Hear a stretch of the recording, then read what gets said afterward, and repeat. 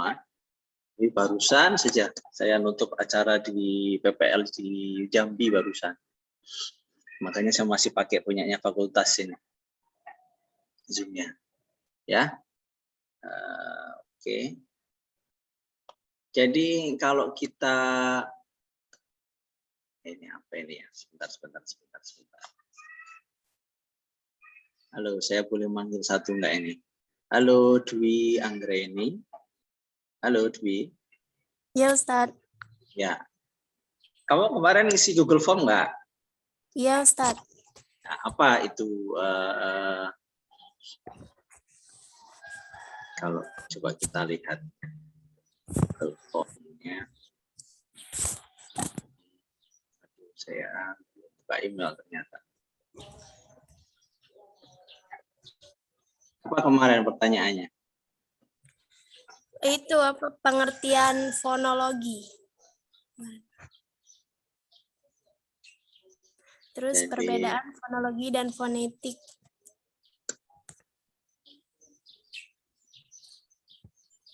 Jadi kan kemarin ini ya, jadi bahwasannya apa namanya? Nah, kalau kita boleh menyampaikan bahwasanya di semester kemarin kita bicara tentang fonetik, hari ini kita bicara tentang fonologi.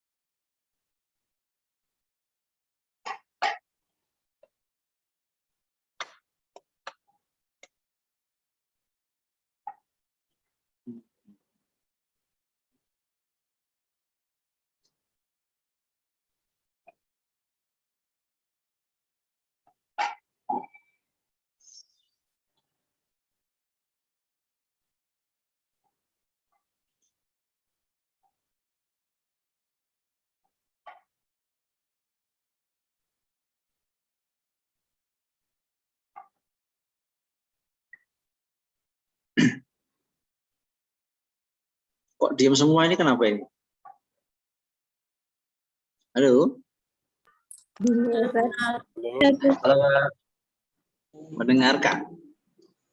Ya, Ustaz, mendengarkan Ustaz. Iya, jadi apa namanya? Ya, jadi kemarin kalau saya ulangi begini, bahwa fonologi itu study of sound structure in language, which is different from study of sound structure. Jadi sebenarnya kan kita, jadi gini, kalau saya boleh bercerita, semoga nggak lama-lama lah ya. Jadi fonologi yang berkembang hari ini itu namanya aliran linguistik yang berkembang hari ini itu namanya generatif atau generatif. Jadi linguistik generatif itu dia mengandaikan.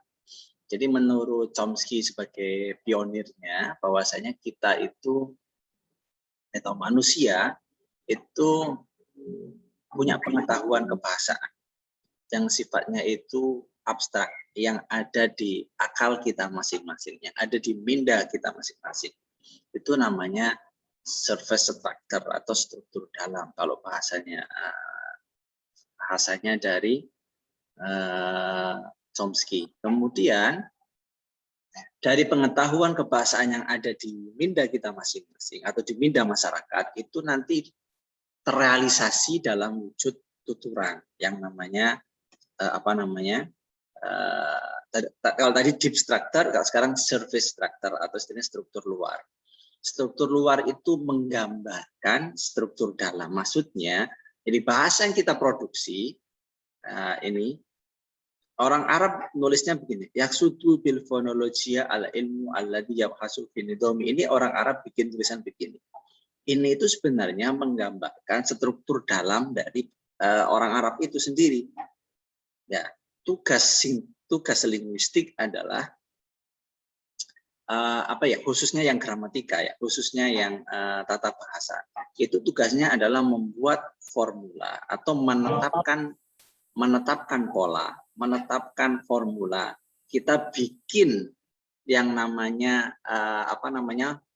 rumus ya. pola itu, rumus, berkaitan dengan sistem pengetahuannya, sistem pengetahuannya. Maksudnya begini, orang Arab selalu bikin kalimat itu Muhammad yaqra'ul kitab, atau apa namanya, Muhammad yaqra'ul kitab. Kemudian atau dia bikin kalimat lagi yaqra'ul Muhammad al-kitab. Nah, dari dua fenomena kebahasaan ini kita buat satu formula. Formulanya gimana antara lain? Formulanya adalah kalimat yang benar dalam bahasa Arab itu memungkinkan subjeknya di depan. Jadi kalau seandainya kita buat formulasi ya, sebentar. Oke, kalau kita buat formulasi dari kalimat bahasa Arab, maka kita akan mengatakan kalimat bahasa Arab itu bisa subjek, ya, kemudian predikat, kemudian objek, atau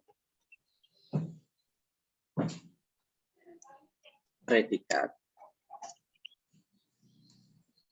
plus subjek plus objek. Ini adalah satu formula, ini adalah satu pola. Dua pola ini adalah pola yang digunakan untuk, atau ini adalah tata bahasa Arab yang diambil. Jadi kita lihat fenomenanya dulu.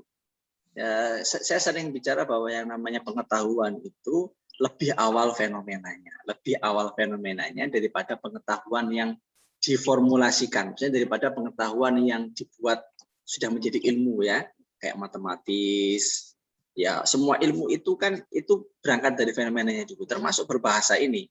Jadi berbahasanya orang Arab caranya begitu. Oh, kemudian oleh diambil oleh apa namanya, ahli bahasa. Oh, kalimat bahasa Arab itu polanya demikian. Subjeknya bisa di depan atau subjeknya bisa setelah predikat. Buktikan tadi Muhammad yaqra'ul kitab, al-kitab, atau yaqra'u Muhammad al-kitab. Dua-duanya itu bisa mungkin. Nah, itu tujuan dari linguistik generatif. Jadi dia membuat pola yang menggambarkan sistem pengetahuan kebahasaan yang dimiliki oleh manusia. Begitu juga dengan fonologi generatif. Fonologi generatif, maka kalau ini ranahnya di sintaksis kalimat. Fonologi generatif adalah tujuannya menggambarkan aturan, ya, aturan sistem bunyi dalam masyarakat tutur tertentu. Ya, kurang lebih begitu. Jadi dia study of sound structure in language, ya. Jadi itu. Nanti kita akan lihat lebih detail lagi coba. Nah, jadi sederhananya begitu. Sekarang jadi fonologi dan fonetik itu berbeda. Kalau fonetik itu, jadi ini ya. Kalau saya boleh baca, a common characterization of the difference between phonetic and phonology is that phonetic deal with actual physical sound as they are manifested in human speech.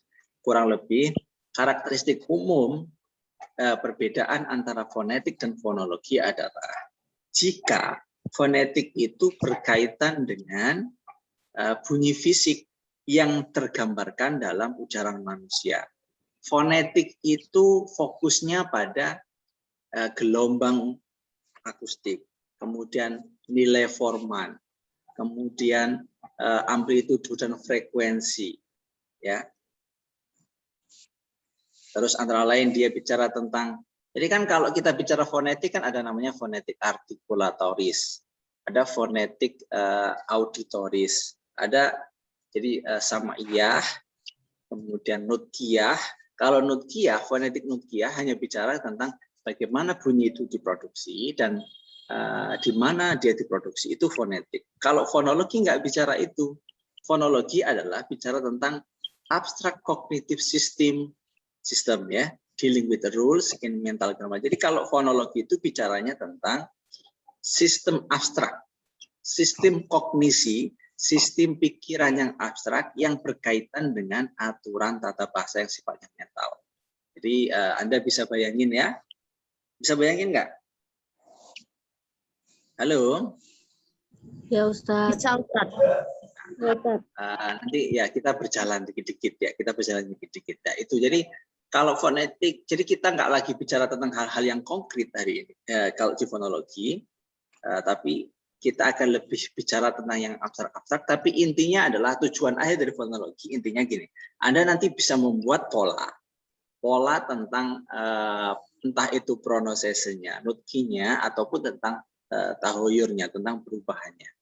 Nah, untuk ke sana kita harus mengawali dulu dengan yang namanya representasi dan aturan bunyi. Jadi at-tafsilat wal qawaid aswatiyah.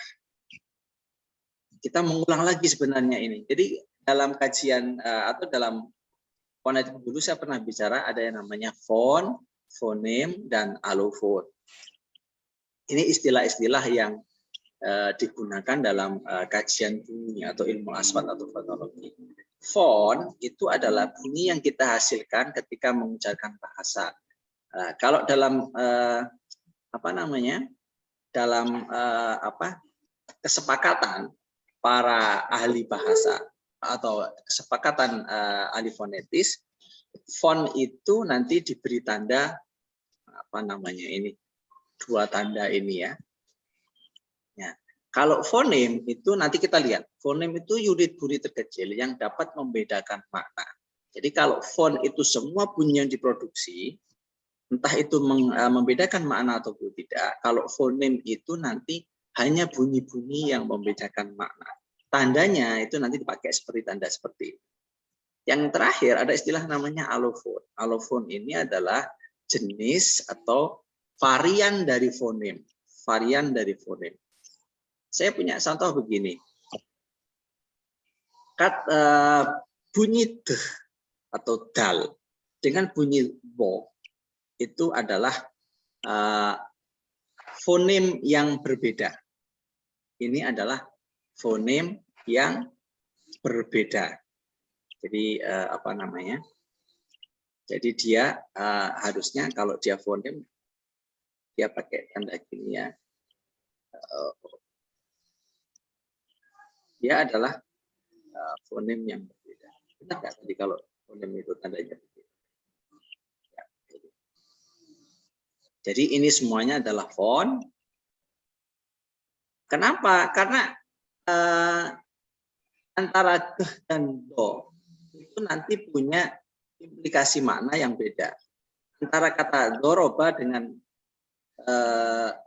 daroba dengan doroba itu kan bunyi dal dan bunyi do ini kan memiliki nanti perbedaan makna. Kalau doroba itu mukul, kalau daroba darbun, hampir mendekati lah ya. Tapi itu adalah punya makna yang berbeda. Kalau boleh saya tampilkan yang, jadi mohon maaf saya agak ini ya kurang fokus materinya. Jadi gini. Kalau kita lari ke bahasa Inggris, antara bunyi deh dengan bunyi teh kan jelas beda ya. Karena dia nanti memiliki memiliki implikasi makna yang berbeda. Karena dire dengan tire itu beda. Antara side dengan side. Jadi deh dengan t di sini itu mengimplikasikan makna yang beda. Ini namanya minimal pair istilahnya atau pasangan minimal. Pasangan minimal ini dalam rangka mencari apakah itu bunyi fonem yang sama ataukah bunyi fonem yang berbeda. Jadi, ini loh. Jadi ini harus kalian garis bawahi begini, bahwa the focus of phonology is not transcription of word, but it's rather the mental rule which govern the pronunciation of word is a given language. Jadi fokusnya fonologi itu tidak pada transkripsi kata. Jadi dia nggak bicara tentang hal-hal yang konkret, tetapi fonologi itu nanti lebih berkaitan dengan aturan mental ya, yang mengatur sebuah kata itu diucapkan dalam sebuah bahasa tertentu. Jadi kita buat rule. Kita nanti buat rule, buat pola, buat rumusan, bagaimana bunyi itu diucapkan. Itu itu adalah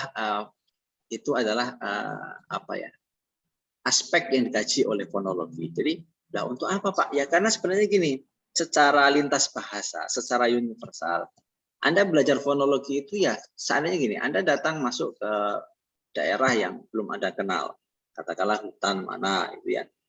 Ya, setelah Anda mencatat bunyi-bunyi yang ada itu yang namanya fon, kemudian kan Anda mencari fonem. Maksudnya manakah sebenarnya bahasa ini punya berapa fonem? Nah, terus nanti dibuat rule-nya. Dibuat rule-nya itu dibuat aturan cara ngomongnya.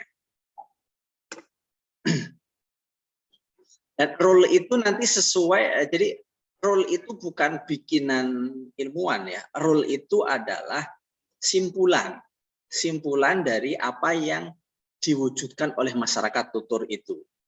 Nah, contoh begini, kalau kita kembali ke slide. Jadi kalau dalam bahasa Arab bunyi leh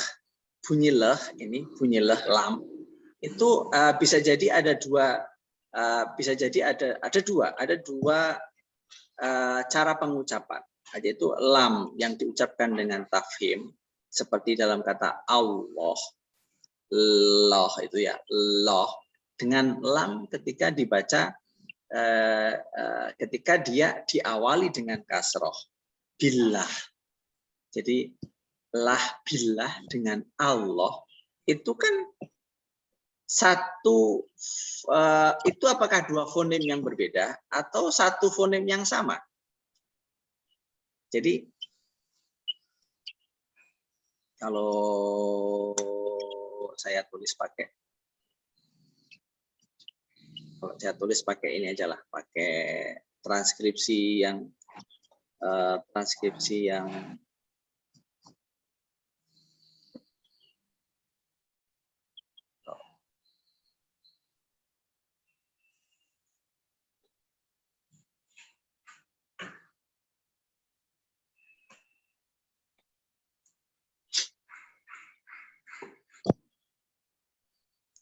atau kalau ngetiknya pakai Arab coba.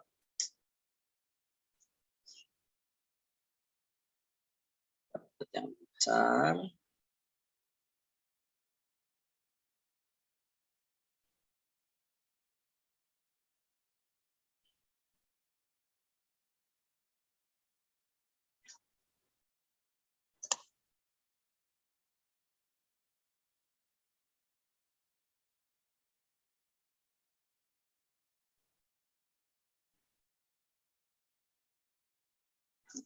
Coba siapa ya? Khairul Anwar, halo. Halo Khairul Anwar. Halo, Sepertinya saya baru lihat kamu. Jarang hidupin kamera, Pak, sinyalnya. Jarang hidupin kamera ya. Tapi benar-benar masa BSA bukan? Bener, Pak. Oh, benar masa BSA ya. Kalaupun bukan masa BSA juga nggak apa-apa, Mas, tenang aja. Siapa saja boleh belajar ya. Ya, coba kamu bisa nggak baca dua kata itu yang saya tulis itu? Yang mana, Pak? Yang ini. Yang Allah sama billah itu, Pak ya? Ya. Gimana cara Anda membaca bunyi lam yang di sini dengan bunyi lam yang di sini? Allah billah. Lamnya dibaca apa di sini? Lamnya aja. Dibaca tarkik, Pak, tebal itu. Enggak, maksudnya kamu ucapin aja. Loh gitu ya. Loh gitu ya. Iya, Pak, Allah. Dan di sini lah. Maksud saya begini, bahwa itulah yang namanya alofon. Jadi lo dengan la ini dalam bahasa Arab itu adalah alofon atau varian dari fonem yang sama, yaitu fonemnya leh, fonemnya lam, lebih begitu. Ya, jadi terus apa Pak hubungannya? Karena gini, jadi ini adalah ilmu bahasa itu kan universal ya. Jadi kita harus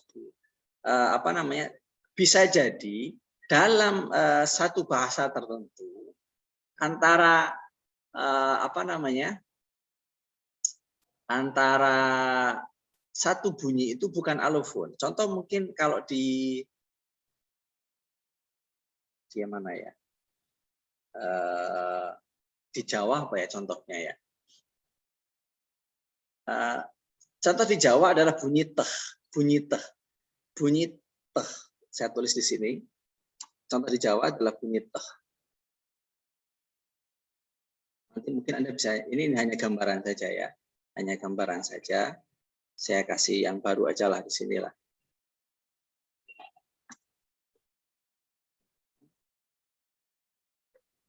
Bunyi teh ini atau bunyi teh ini di Jawa itu ada kalanya bunyi teh ini diucapkan dengan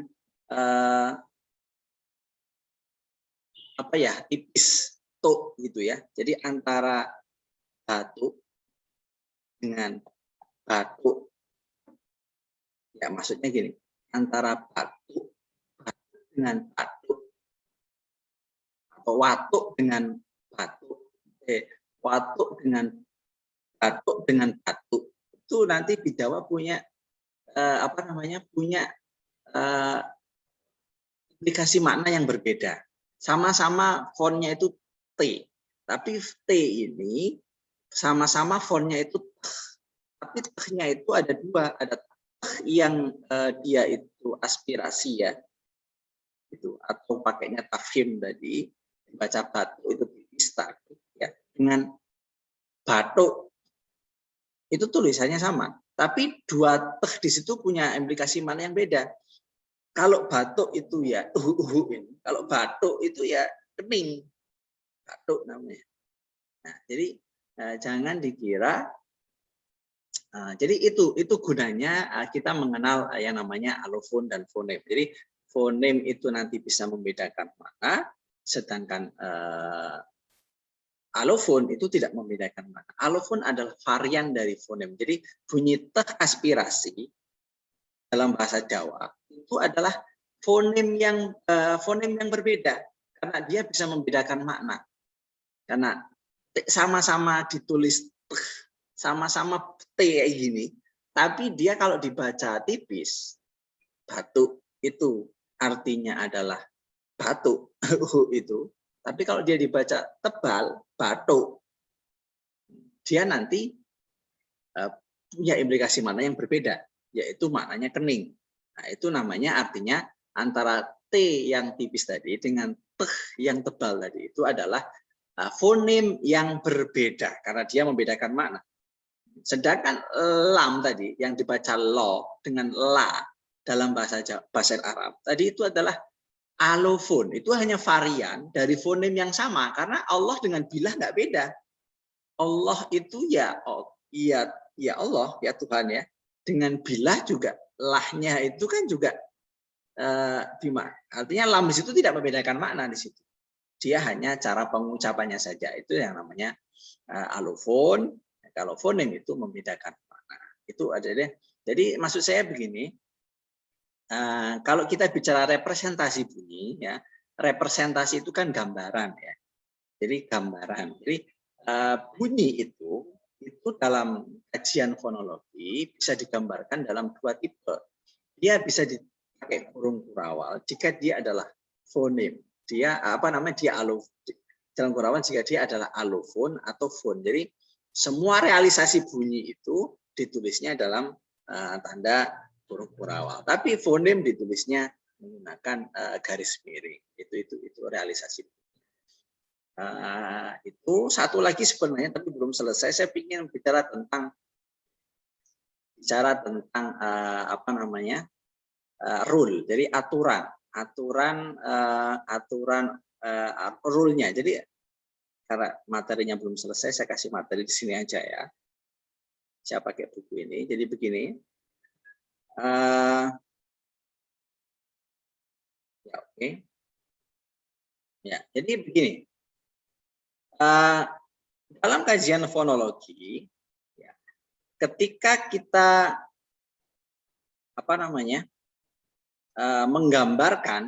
menggambarkan sistem pengucapan atau sistem ujaran atau sistem pengucapan itu kita nanti menggunakan pendekatan yang namanya menggunakan kaidah atau rule. Nah, kaidahnya itu nanti ditulis begini. Nah, ini kaidahnya. Jadi kaidahnya itu kaidah bunyinya itu adalah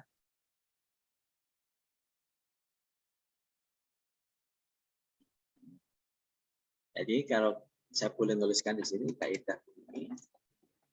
Ya, jadi kaidah bunyinya itu adalah ini aturannya A, B,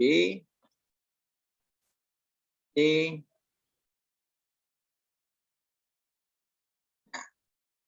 A itu adalah A itu sama dengan dia apa namanya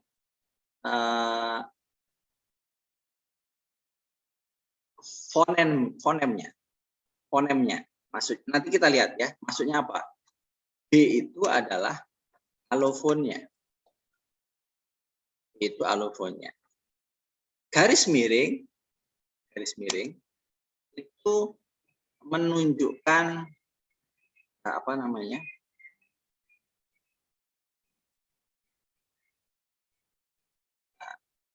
Saya lupa. Dia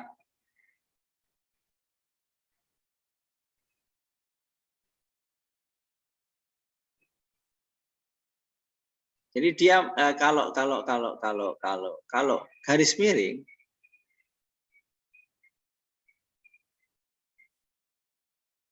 dia menunjukkan posisi dalam istilahnya ada environment. Environment itu lingkungan ya.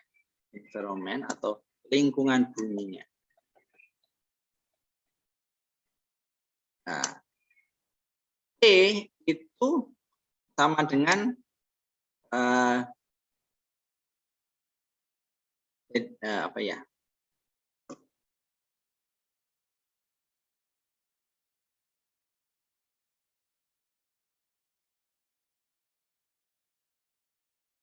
Oh, jadi C itu bisa jadi bunyi yang mendahului. Jadi kita lihat ya, atau D itu bunyi yang mengakhiri. Terus kalau tanda bawah itu artinya apa namanya? Ini adalah posisi itunya, posisi fonemnya. Kita langsung buat contoh.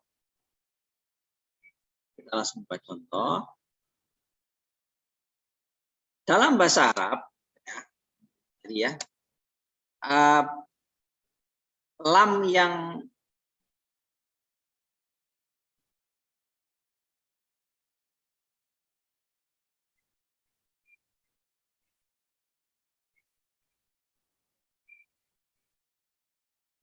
atau ginilah, lam yang apa namanya tafkhim yang tebal, ya, lam tulisnya pakainya huruf kecil ya, lam yang tafkhim, tapi itu nggak lihat. Lam yang tafkhim ini dalam kurung tebal ya, itu jadi gini, gini ya, fonem ini lah yang netral ini, dia akan dibaca tafkhim, ini ya, lah atau itu jika dia diawali dengan vokal atau vokal high ya, high vokal, high vokal atau itu kan high vokal ya. Paham ya? Ini adalah rumusan dari apa namanya pola atau rule dari pronunciation of leh dalam bahasa Arab. Jadi maksudnya gini, lam ini, lam itu dibaca tafkhim, dibaca lo itu jika dia berada sebelum high vokal. Jadi high vokal dulu yaitu A.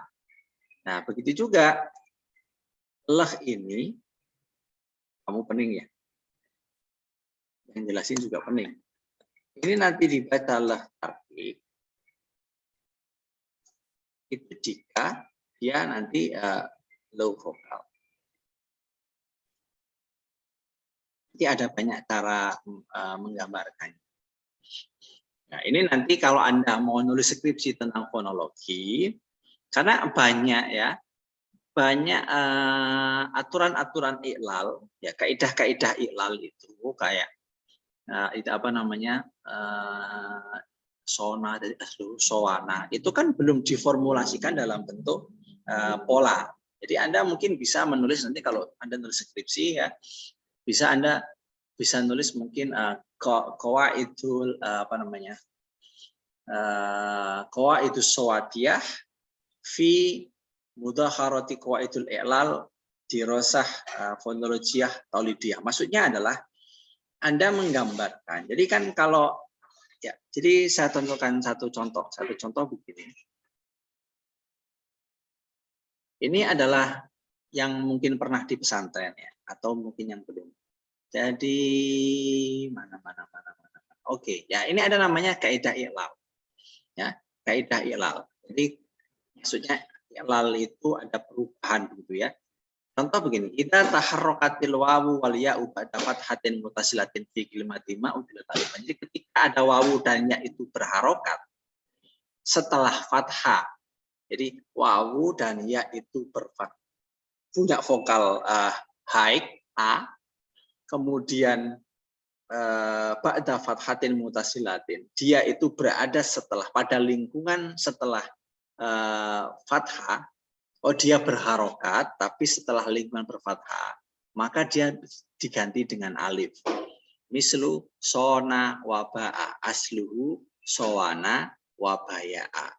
Sowana asalnya itu sowana. Jadi maksudnya ini adalah kaidah i'lal, tapi pendekatannya kan belum pendekatan rule yang pakai kaidah morfo atau fonologi generatif. Jadi Anda bisa sebagai temuan Anda mengubah karena mungkin orang sekarang lebih suka matematika, katakanlah gitu ya. Jadi tadi kalau kita rubah dalam konteks apa namanya pendekatan fonologi generatif, maka kan bilangnya begini, apa namanya idza taharrakatil wawu wal ya. Jadi ketika jadi wawu ini dia akan dibaca menjadi apa namanya menjadi vokal panjang ya, apa namanya long vowel itu ketika gimana, ketika wahnya ini berharokat dan dia ba'da fathatin mutasilatin. Jadi dia ada high vokal,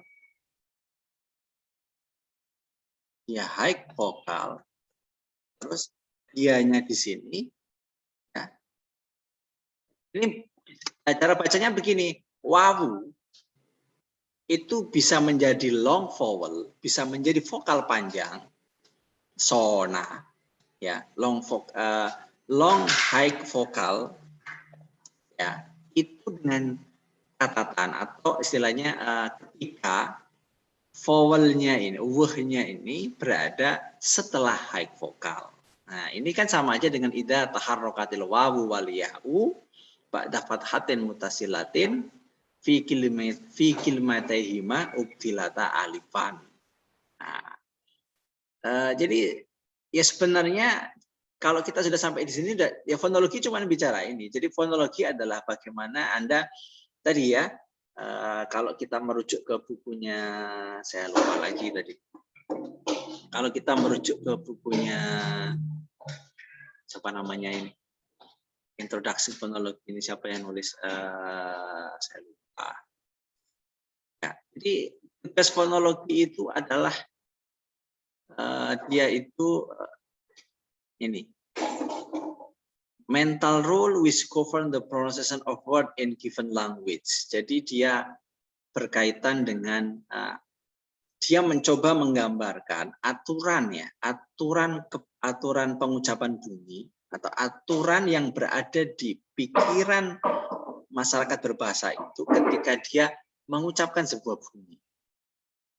Kalau dalam tulisan yang lain dia bilangnya begini.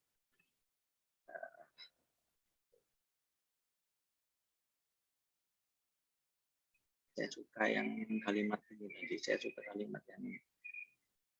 Ya, saya suka kalimat ini. One concern of phonology is determining valid relation between surface phonetic segment and the abstract mental construct. Jadi fokus dari fonologi itu adalah determining, menentukan valid relation, relasi valid antara segmen fonetik yang surface di luar dengan konstruksi mental yang sifatnya abstrak. Jadi fonologi itu adalah intinya Anda bisa membuat satu pola, relasi, atau Anda itu membuat pola yang menggambarkan mental konstruk.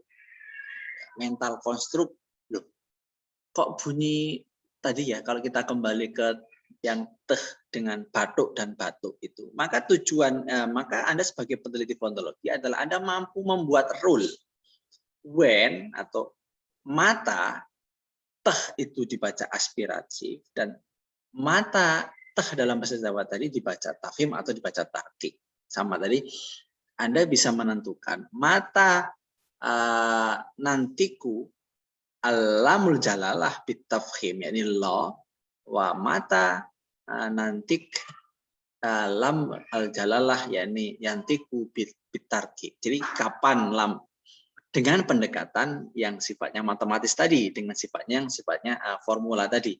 A dibaca B atau fonem ini itu direalisasikan menjadi fonem B ketika dalam lingkungan yang seperti apa. Lingkungan itu artinya bunyi yang mendahului dan bunyi yang sebelumnya. Itu namanya lingkungan bunyi. Itu yang namanya kaidah bunyi. Itulah rule of sounds. Ya, itu yang paling penting saya kira hari ini yang ingin saya sampaikan. Sampai di sini. Halo semuanya. Halo, Ustaz. Ya, Pak. Halo, Pak. Itu ya. Jadi Audi, halo Audi. Adi. Iya, halo. Halo. Sederhananya, tujuan akhir kita belajar fonologi agar bisa ngapain? Membedakan. Nah, Oke. Kalau Fajri, halo Fajri. Ini yang men dulu ya. Bukan berarti saya bias gender enggak, tapi saya coba yang men dulu. Halo Fajri. Ya, Pak. Ya, jadi sederhananya tujuan akhir kita belajar fonologi untuk apa? Mengetahui dan membedakan suara, Ustaz. Mengetahui dan membedakan bunyi-bunyi. Oke, terima kasih Fajri. Tapi belum itu yang saya inginkan. Coba Surya, Rizky Putra. Siapa nama manggilnya? Ali, Ustaz. Manggilnya Ali. Namamu nggak ada alinya kok, Surya Rizky Putra. Nama Ma'had, Ustaz. Hah? Nama Ma'had, Ustaz. Ya, pokoknya. Siapa? Kamu kira-kira gimana? Apa tujuan akhir dari kita belajar fonologi? Memahami segala bentuk bunyi, Ustaz. Antara segala bentuk bunyi. ya, Bunyi kentut juga kita pahami. Nggak usah ya. Coba kalau Fawas.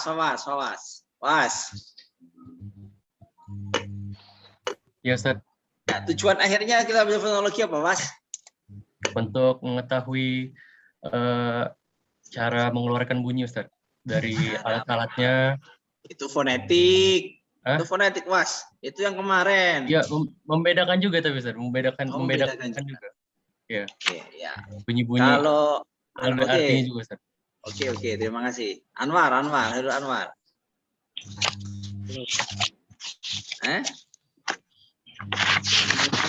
Jadi ya. Oke, kayaknya agak bisik ya. Udah kamu tak matiin aja ya. Ini coba dari Astuti itu kamu yang bisik, Astuti. Kamu jangan bisik, jangan hidupin mikrofon kamu itu. Ya, coba dari yang lain saya mau nanya nih. Silakan yang mau jadi volunteer siapa? Yang mau menjadi volunteer silakan. Kira-kira apa tujuan akhir kita dari belajar fonologi? Intan Ustaz. Ya, silakan Intan, silakan Intan. Jadi Boleh bentar gini ya. Silakan 2 orang lagi pakai resen aja. Pakai resen nanti saya panggil. Silakan Intan. Yang jadi Ya, mau Ustaz. jadi volunteer. Oke. Jadi tujuan akhir kita belajar fonologi ini untuk membuat pola, Ustaz. Buat pola. Pola pada masyarakat itu kan tadi kan kata Ustaz dari fon nanti kita itu lihat fonemnya terus kita jadikan rule berbicara kepada mereka. Oke. Terima kasih. Mana nggak ada yang raise hand ini selain Intan? Coba saya yang bagian 2 ini ada yang raise hand nggak? Oh, nggak ada juga ini. Oke, irfa yadaik bil icon. Pakai icon coba. Ada kan di situ reaction kayak begini, raise hand. Nah, gambar reaction itu loh, gambar icon itu. Coba, saya mau lihat mana yang mau jadi volunteer. 2 lagi. Halo. Loha. Halo. Wah, nggak ada yang mau jadi volunteer. Oh, salah nggak apa-apa kok. Halo. Yo. Silakan. Ayo. Ya, raise hand dulu. Irfa yadek dulu. Irfa yadek. Cuma ya, nggak bisa irfa yadek. Nggak bisa ngangkat tangan di reaction-nya.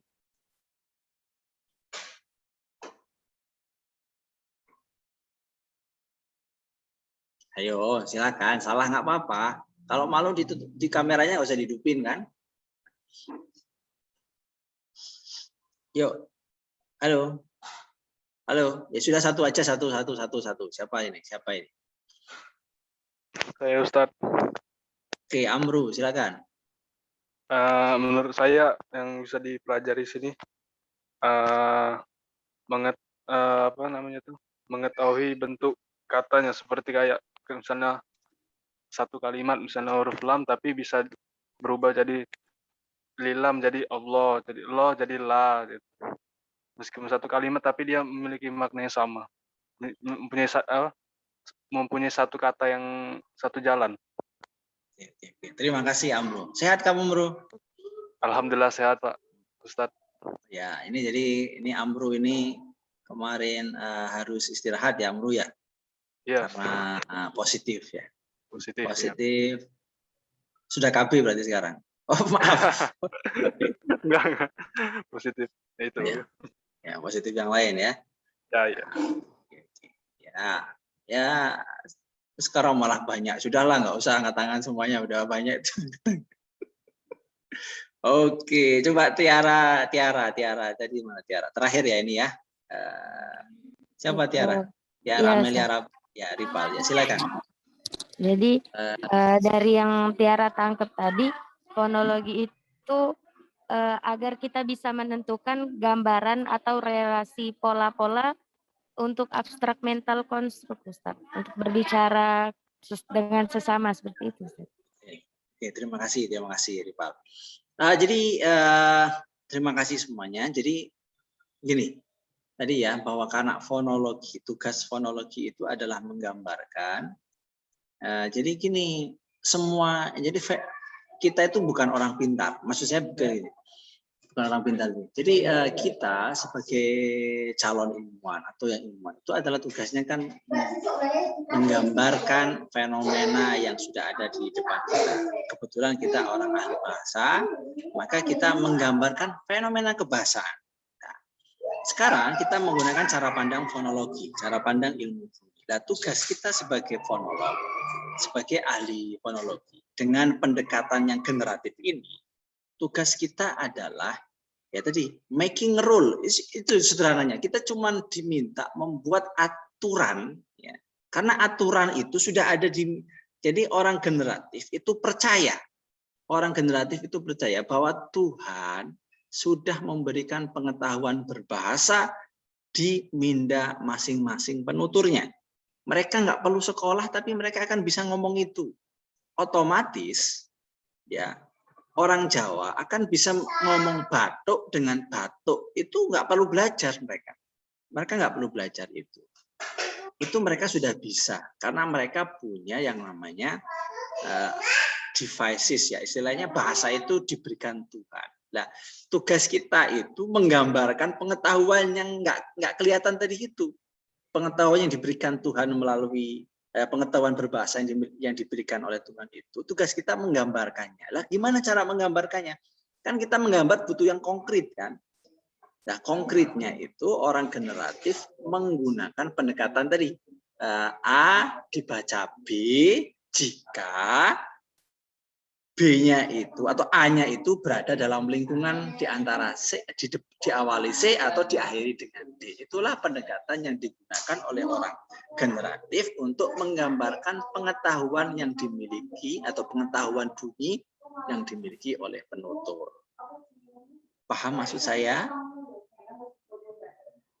Halo semuanya. Ya Ustadz, paham.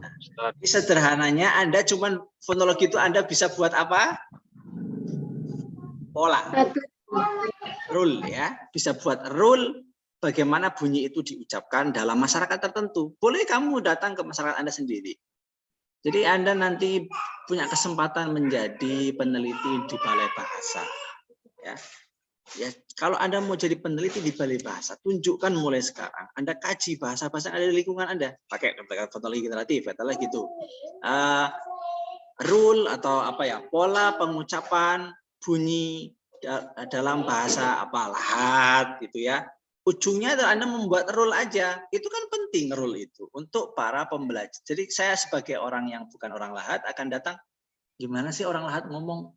Oh, bunyi vokal itu nanti ada jemelahat itu ada sama apa? Ada ada gitu ya. Apakah dan itu fonem yang sama atau dia cuman alofon? Ya kan? Terus itu dibaca kapan? Dibaca itu jika dalam kondisi lingkungan bunyi seperti apa? Dibaca itu jika dalam lingkungan bunyi yang seperti apa? Kita formulasikan, kita buat polanya. Halo, sepertinya kok berhenti ya? Enggak, Halo? Pak, masih lanjut, Pak. Masih. Ya. Masih. Ya, oke. Gitu ya, sederhananya gitu. Jadi bagaimana orang lahat kan ya mungkin di sekitar kita, enggak cuma di lahat mungkin atau kata-kata kita buat perubahan bunyi antara Palembang dengan apa gitu. Kita buat polanya, kita buat rule-nya. Kalau A di Palembang itu nanti berubah jadi ya, seperti apa? Kita kan nggak pernah tahu. Maka kita jadi yang pintar itu kan masyarakat. Kita itu cuma menyimpulkan. Kita membuat kesimpulan dari perilaku berbahasa masyarakat. Jadi kita membuat pola. Itu aja. Tujuan fonologi kita making rule. Kita taskil al-qawaid. Kita apa namanya? Kita yaktub al-qawaid fi nutkil saut. Jadi dalam pengucapan. Oke, dan tadi cara buatnya pola A dibaca B ketika A ini berada dalam lingkungan C, diawali C atau diakhiri dengan D. Ya, ini cuman ini aja, rule-nya cuman ini. Cara nulis rule-nya itu, buat rule-nya cuman itu. A itu adalah fonem, maksudnya fonem itu bunyi yang tadi kan punya leh. Itu dibaca B. B itu berarti alofonnya. B itu bisa lo, bisa la. Lah itu kapan? Ketika kalau apa tadi kalau lo tadi ya, kalau yang loh tadi, kalau loh dibaca ketika dia setelah high vowel. Mana sih tadi? Nah, ini ya. Setelah high vokal atau high vowel.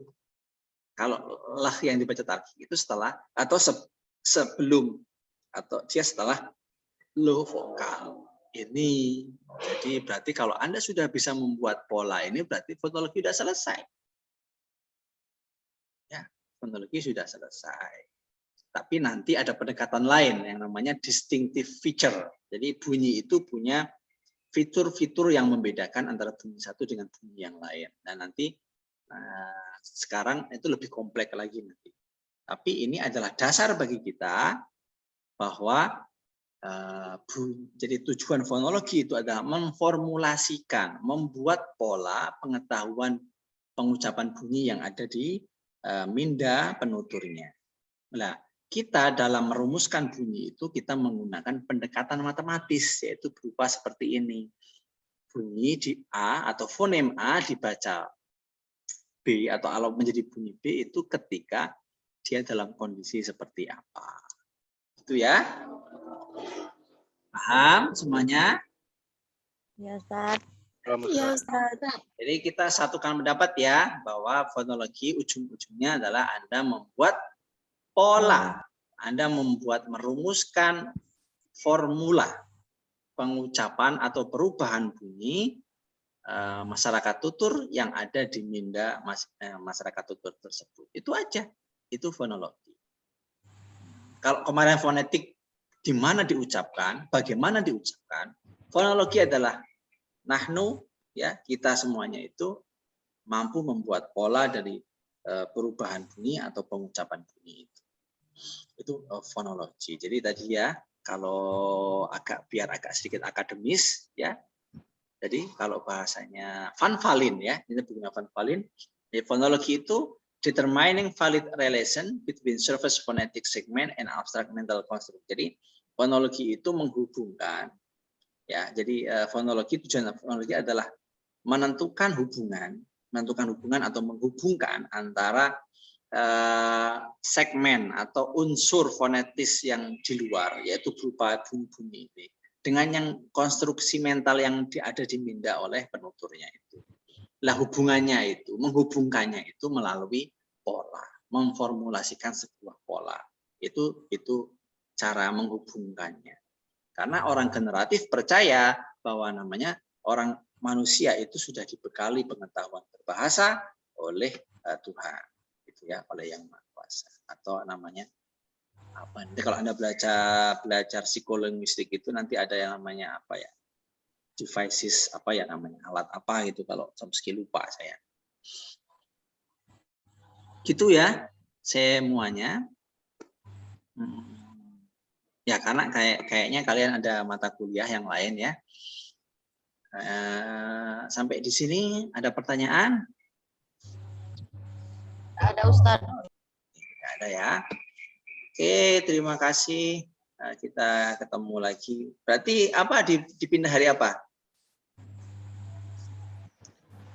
Enggak dipindah. Sesuai jadwal. Ya, nanti. Oh, sesuai jadwal. 1:30 gitu. Katanya tadi nggak bisa. Hari ini aja. Oh, hari ini aja. Ada apa nanti siang kamu? Ada Jumat, Pak. Oh, ada Jumat. Iya, enggak. Kamu nanti siang ada apa kok? Harus hari ini, harus jam ini. Ada yang ngajar, Ustaz. Oh, ada yang ngajar. Ada yang ngajar cuma satu. Jadi itu ya. Hari ini kita bicara tentang fonologi, bicara tentang fonem, fon dulu ya. Fon itu semua bunyi yang diucapkan oleh manusia. Ada fonem. Fonem itu bunyi yang membedakan makna. Tadi kayak ya hampir semua fon itu fonem. Hampir ya. Kalau fonem itu mesti fon. Kalau fon itu belum tentu fonem ya. Karena fon itu bisa jadi alofon. Alofon itu adalah variasi dari fonem. Contohnya tadi kayak bunyi teh, ada batuk sama batuk, atau bunyi lo pada Allah dengan la pada kata billah, itu kan sama-sama dari fonem yang sama. Fonemnya adalah leh, tapi realisasinya itu bisa lo, bisa la. Itu namanya alofon. Nah, kemudian tujuan akhir dari fonologi adalah kita adalah menuliskan sebuah rumusan, kita membuat rumusan pola pengucapan atau pola perubahan bunyi atau kaidah bunyi yang diformulasikan dalam formulasi A berubah menjadi D ketika A itu dalam lingkungan diawali oleh C atau diakhiri dengan D. Pilihan ya, opsional. Bisa 1, bisa 2. Oke. Itu apa namanya? Itu ya. Itu yang kita pelajari hari ini. Oke, terima kasih semuanya. Selamat membaca.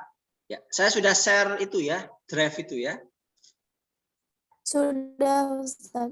Sudah, Ustaz. Ya, bisalah Anda itu kalau Anda sering nulis, insya Allah Anda bisa masuk ke balai bahasa. Kan nggak terlalu jauh tuh balai bahasa, ada balai bahasa Sumsel, ada balai bahasa. Menjadi peneliti. Antara lainnya, kalau kamu bicara, kalau kuliah dengan saya kan kuliah teori ya. Nah, kalau nanti kuliah dengan Bu Ulil atau Pak Dola atau dengan Pak Munandar kan kuliah yang maharoh ya. Ada maharoh, mampu mendengar, mampu membaca dengan Pak Dola, mampu berbicara dengan Pak Munandar. Kalau kuliah dengan saya ya kamu mampu berteori. Kamu mampu menerapkan sebuah teori gitu ya. Urusannya teori. Itu ya. Ya, Ustaz. Jadi, Ustaz. Kalau dengan saya jangan tanya gimana Pak caranya bisa ngomong Arab ya, itu bukan ranahnya saya, itu kamu nanya Pak Munandar ya. Itu ya. Oke. Ya. Kamu ngobrol fonologi dengan Pak Walidin juga nggak bakalan nyambung, kurang nyambung gitu loh. Kamu ngomongin pola kaidah fonologis dengan Pak Walidin ya, Pak Walidin apa maksudnya? Ya, kalau kamu ngomongin tokoh itu dengan saya juga nggak nyambung. Maksud gimana tokoh? Ya tahu-tahu dikit ya. Itu kan kajiannya sastra ya. Oke, mungkin ini yang bisa saya sampaikan. Kurang lebihnya saya mohon maaf. Terima kasih atas kehadirannya. Sudah ya. Kalau sudah kita tutup ya. Ya, Pak. Terakhir, nahtim bigaratil hamdalah. Alhamdulillahirabbil alamin. Terima kasih. Assalamualaikum warahmatullahi wabarakatuh. Waalaikumsalam warahmatullahi wabarakatuh.